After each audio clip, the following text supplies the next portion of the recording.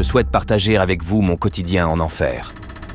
Je m'appelle Luis, je vis à Maracaibo dans l'état de Zulia au Venezuela, j'ai 41 ans et je suis ingénieur système. Dans mon pays, on vit au jour le jour et tout peut basculer d'un moment à l'autre car notre salaire ne vaut soudainement presque rien en raison de l'hyperinflation. J'avais l'habitude de faire des barbecues avec mes amis et de profiter de mon temps libre tous les dimanches. Maintenant, je me considère chanceux si je peux faire 3 repas par jour. La plupart de mes amis ont fui le pays. Cela a aussi affecté ma vie sociale. Je ne sors pas pour profiter des loisirs en raison des prix trop élevés et de la criminalité généralisée. Je ne me souviens pas de la dernière fois où j'ai acheté quelque chose de sympa pour moi, comme des vêtements, ou quand je suis allé au cinéma ou au centre commercial. Tout l'argent que je gagne sert à payer des dettes ou à acheter de la nourriture. Cela va sans dire que je n'ai absolument pas d'économie de côté. Nous avons l'habitude de dire que si vous gagnez de l'argent aujourd'hui, il vaut mieux le dépenser immédiatement car les prix changent très rapidement et ce que vous pouvez acheter aujourd'hui ne sera peut-être pas à votre portée demain. Une autre raison de ne pas sortir, c'est celle de rester en bonne santé. C'est une idée qui peut paraître idiote, mais comme les médicaments sont difficiles à trouver, un simple rhume peut vous causer les pires moments de votre vie. Ma grand-mère a un air enflé dans la bouche qui l'empêche de parler et de manger normalement. Samedi dernier, nous avons dû l'emmener aux urgences parce que la douleur qu'elle subissait était trop forte. Il n'y a pas de médicaments pour soulager cette douleur dans mon pays, donc tout ce que nous pouvions faire était de lui donner un antidouleur et espérer qu'elle irait mieux le lendemain. Elle vit dans un appartement et l'ascenseur est en panne depuis 3 mois parce qu'une surtension a endommagé le moteur. Chaque fois que nous devons la sortir, nous sommes obligés de la porter sur notre dos pour qu'elle n'ait pas à prendre les escaliers.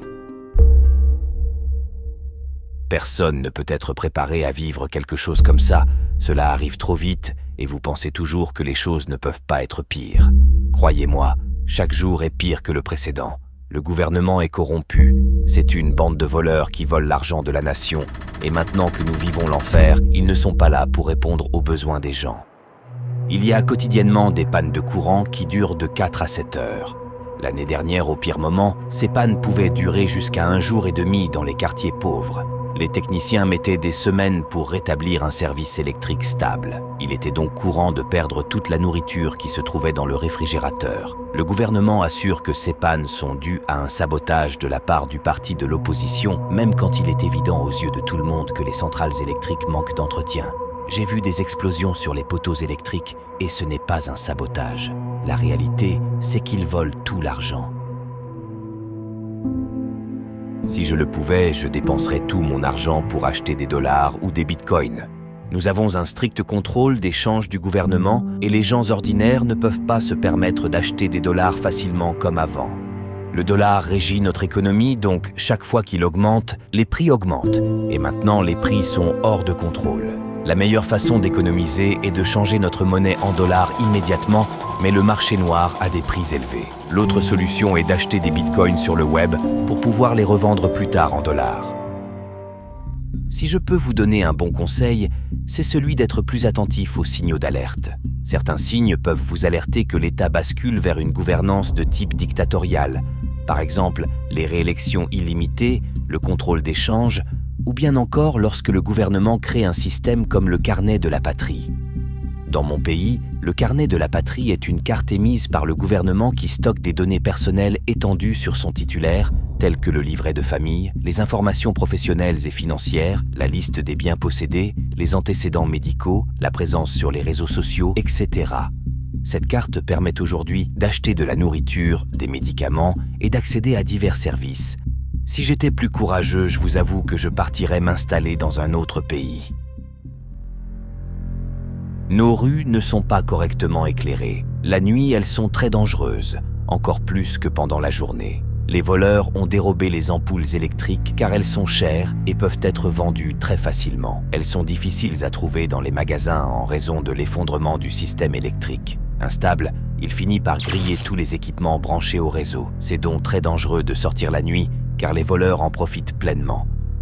Lorsque je sors pour aller au marché par exemple, je laisse mon smartphone à la maison car c'est la première chose que les malfaiteurs recherchent. Même le modèle le moins cher est un luxe, du coup je sors avec un vieux téléphone. Parce que si vous êtes attaqué et que vous n'en avez pas, Même un vieux modèle qui ne les intéresse pas, ils peuvent vous tuer juste parce qu'ils sont frustrés de repartir les mains vides. J'essaie de m'habiller avec des vêtements les moins chers possibles pour ne pas attirer les voleurs, de marcher là où il y a le plus de véhicules dans les rues et évidemment le matin ou en milieu de journée. Ne sortez pas la nuit, c'est impératif. La famine et les coûts élevés des aliments et des médicaments dans le pays ont augmenté la criminalité de survie. Hier, ma petite amie m'a raconté que ses collègues avaient été victimes d'une agression en rentrant chez eux. Leur véhicule a été intercepté par des voleurs armés. Heureusement pour elle n'était pas avec eux, mais ses collègues ont perdu leur téléphone, leur argent et la nourriture qu'ils avaient achetée ce jour-là.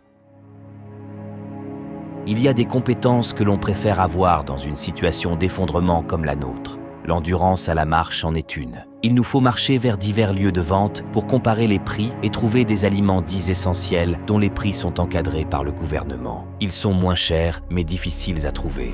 Quand ils sont disponibles, les supermarchés sont pris d'assaut par les gens qui essaient de s'en emparer.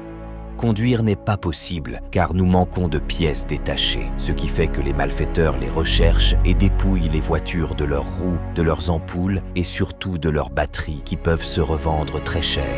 De plus, nous traversons une crise pétrolière et remplir nos véhicules d'essence peut prendre environ 2 heures dans une file d'attente. Je vous conseille d'avoir un groupe WhatsApp et de communiquer avec vos amis pour savoir où trouver des médicaments, de l'essence, et bien sûr savoir s'ils ont de l'électricité ou de l'eau afin que vous puissiez vous y rendre et obtenir de l'aide si nécessaire. Assurez-vous toujours que vos téléphones sont chargés. Vous ne savez pas combien d'heures vous resterez sans électricité. Et ayez aussi une glacière pour pouvoir y mettre vos aliments pendant les coupures de courant. Recyclez et réutilisez tout ce que vous avez. Lisez et apprenez-en plus sur les diverses méthodes de cuisson qui existent. Savoir réparer les objets chez vous est indispensable. J'aurais aimé avoir des amis qui travaillent pour le gouvernement, car ce sont les seuls qui ont accès à tout ce dont nous avons besoin. Médicaments, électronique, presque tout le nécessaire pour vivre correctement. J'aimerais pouvoir suivre des cours sur des sujets comme la réparation mécanique, la réparation électrique et ce genre de choses. En ce moment, ma machine à laver et ma télévision sont endommagées à cause des coupures de courant constantes et il n'y a pas de pièces de rechange ni même de personnes qualifiées pour effectuer ces réparations. La plupart d'entre elles ont quitté le pays pour travailler à l'étranger. Notre monnaie ne vaut rien. Nos biens les plus précieux sont notre carte d'identité et notre passeport. Ce sont les choses les plus difficiles à obtenir, donc si vous en perdez un, ce sera l'enfer pour le récupérer. Nous manquons de tout. Si je devais stocker 3 choses en priorité, ce serait du dentifrice, du lait et des médicaments. Un simple smartphone peut coûter aussi cher qu'une voiture d'occasion, et comme ce sont des importations, vous ne pourrez pas l'acheter avec des bolivars, vous devez posséder des dollars. L'alcool et les cigarettes sont également des articles de luxe. Il est impossible pour les gens ordinaires de les acheter, alors oubliez ça. La plupart des magasins d'alcool se transforment en épicerie car personne n'achète d'alcool. Le salaire minimum pour les gens ordinaires au moment où j'écris ces lignes en février 2019 est de moins de 5 $ par mois. Il nous est impossible d'acheter autre chose que de la nourriture. C'est pourquoi lorsque vous voyez quelqu'un de riche, il est habituel de penser qu'il travaille pour le gouvernement ou qu'il s'agit d'un voleur. Nous vivons dans ce genre de pays.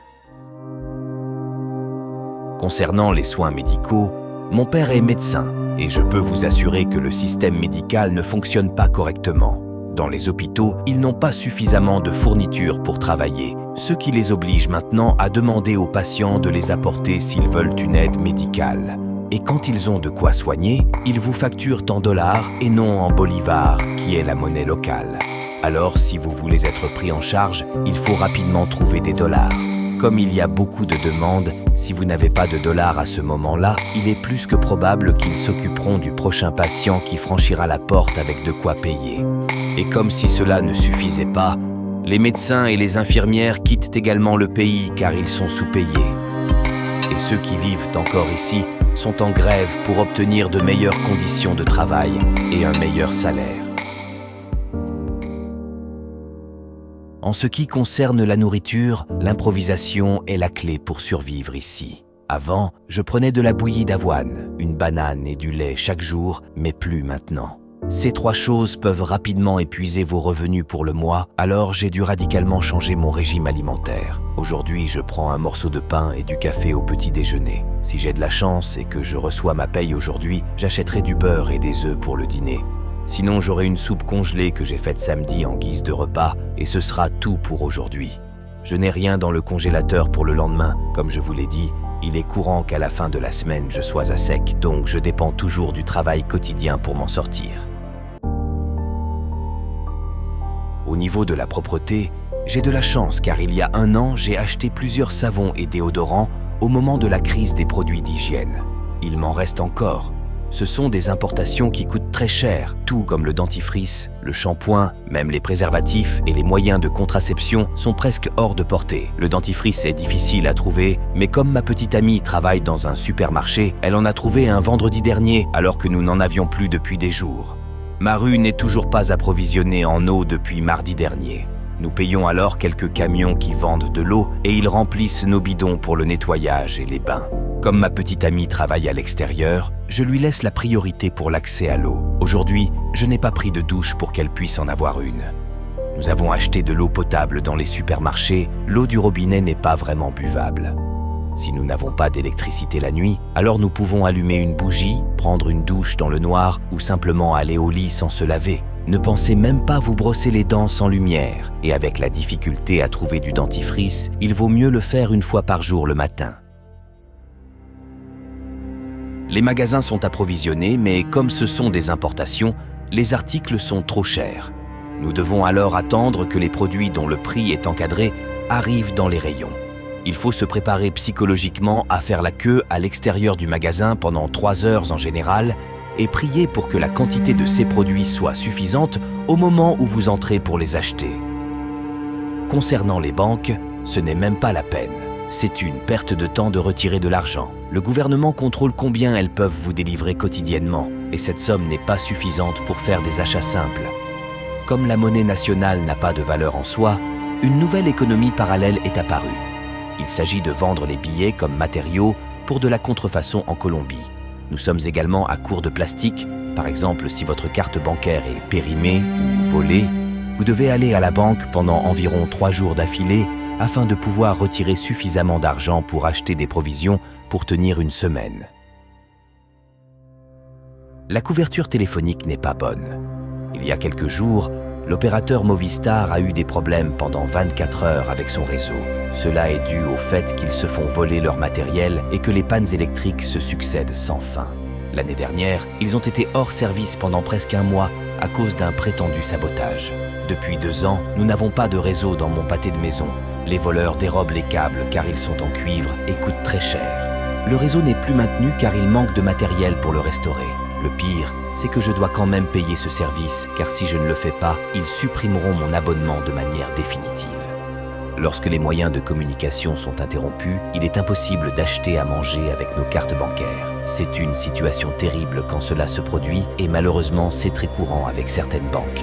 Notre service Internet est le pire de tout le continent et à mesure que nous nous approchons des élections, des manifestations et des émeutes, il tombe en panne de plus en plus souvent afin que nous ne puissions pas avoir accès au portail d'information de l'opposition et aux réseaux sociaux. Les ambulances en service sont uniquement celles des sociétés privées. Oubliez l'assistance publique.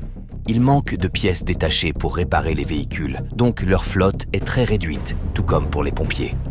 Lorsque nous appelons les pompiers, ils nous disent que nous devons leur payer un dessous de table pour qu'ils viennent nous aider, car ils n'ont pas d'équipement et que le gouvernement ne les paye toujours pas. La police en revanche viendra si l'appel à l'aide provient d'un quartier aisé, car ils peuvent recevoir un pourboire pour leur service. Ailleurs, vous avez de la chance s'ils arrivent à temps. Et bien sûr, ils n'apparaissent en force que lorsqu'il y a des manifestations. Pour le reste, ils sont complètement inutiles. Au fait, le nombre de policiers qui se font attraper en train de voler augmente, là aussi en raison du fait qu'ils sont sous-payés par le gouvernement.